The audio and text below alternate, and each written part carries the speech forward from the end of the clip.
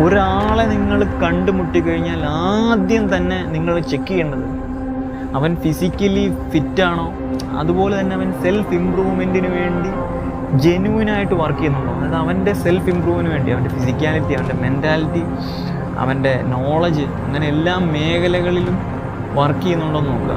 ഇതൊന്നും വർക്ക് ചെയ്യുന്നില്ല, അവൻ വളരെ ഡിസോർഗനൈസ്ഡ് ആയിട്ടുള്ള ഒരു ലേസി ആയിട്ടൊരു പേഴ്സൺ ആണെങ്കിൽ, വളരെ വീക്കായിട്ടുള്ളൊരു പേഴ്സൺ ആണെങ്കിൽ അവനെ വിട്ട് നിങ്ങൾ എത്രയും പെട്ടെന്ന് അകന്നു പോയിക്കോണം.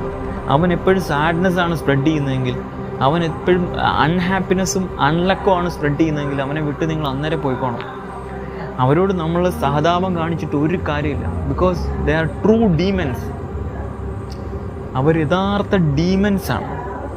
അവർ നിങ്ങൾക്ക് ജീവിതത്തിൽ നാശമല്ലാതെ ഒന്നും കൊണ്ട് തരത്തില്ല.